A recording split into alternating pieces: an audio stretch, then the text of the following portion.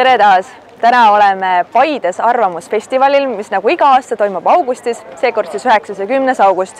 Ning nagu näha, kõige olulisem on Eesti suvefestivalide parim outfit.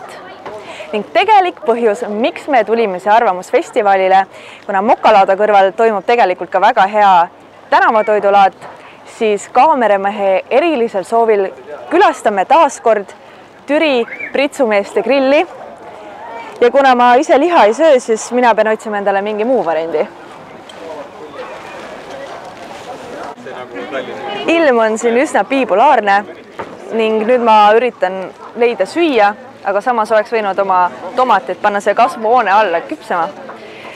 Nii, kuna liha ma ei söö, nagu ma ütlesin, siis on vaja leida midagi head, mis ei sisalda liha. Ja see aasta on valik palju kehvem üleüldse toidu suhtes või mulle vähemalt tundub niimoodi. Nii et esimene vegeburger paistab mulle silma, aga see on ainult üks neist.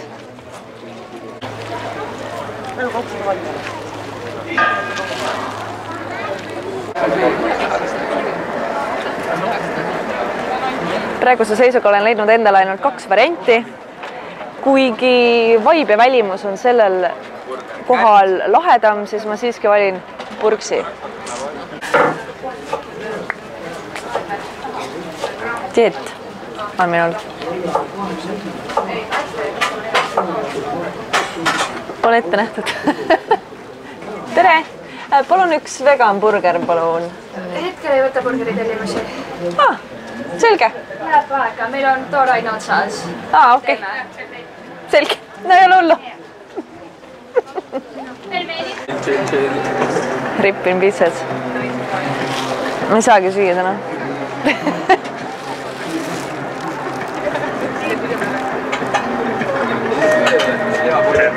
See ürdikana burgerit on võimalik, jah? Ja võtaks ühe. Nii, jah. Janno. Ma saan aru, kas ma teen midagi valesti või nagu ma olen nii confused. Ma niisama ei seisa siin, jah. Mida helli? Veganeid on kokku 1, 2. Ma olen nii annoying. 1, 2, 3. 3 veganit, jah.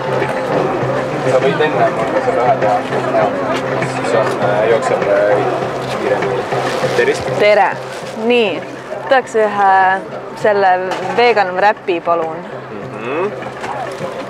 Ja nimi on sul kuidas? Hendrika.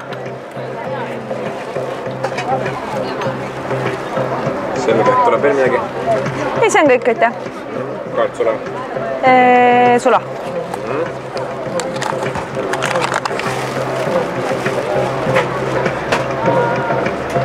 Ma olen liiga lühike selle putka jaoks. Seisan kikki varuki. See tuleb see, mis ma tahtsin öelda, see kuldvillaku, see must taha panna see.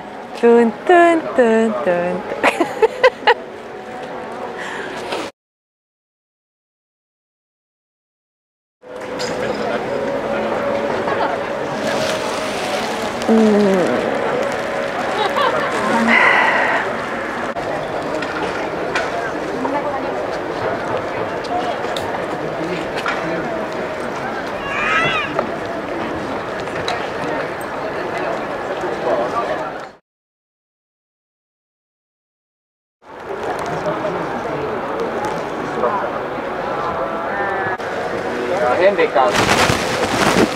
Sai vitt. Aitäh. Head isu. Lõpuks ometi. Nii, kokkuhoia mõttes joogi lähen küll ostan Konsumist.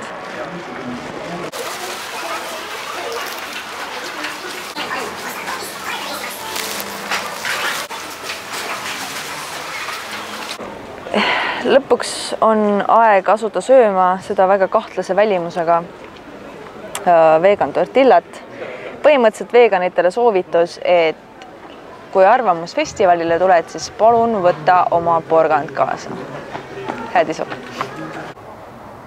Nagu eelmine aasta, samamoodi ka sel aastal külastasin ma siin olevat raamatute kirbukat ja leidsin igast huvitavaid leide, sealhulgas ka Eesti NSV aegse Paidet tutvustava raamatu ning siin on siis nõukogude ajal üks luuletaja kirjutanud Paidest paar rida ja kirjeldanud Paidet nõnda.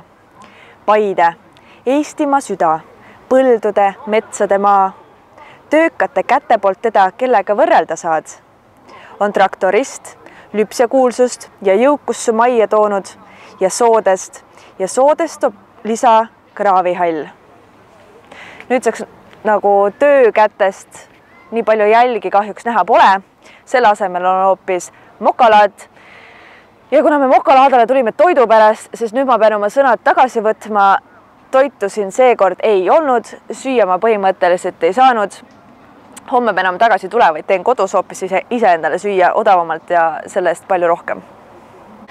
Arvamusfestivali arvamustest ma üldiselt midagi eriti ei arva, kuid telkide vahel ringi käies jäi väga tihti kõrvu sõna lihtinimesed ja mul on küsimus, kes või mis on lihtinimesed ja kes need mitte lihtinimesed on. Et kas see on arvamusfestivali mingisugune ümberkujundus Orwellist, et kõik loomad on võrdsed, aga osad loomad on lihtsamad? Kohtume varsti. Kuidas aru saada, et arvamusfestival on ennast ammendanud, on see, et kui isegi Ossinovski ütleb, et kõik on juba 100 korda kuuldud. Aga kõige parem asi siin oli ikkagi see kurk. Ülihea.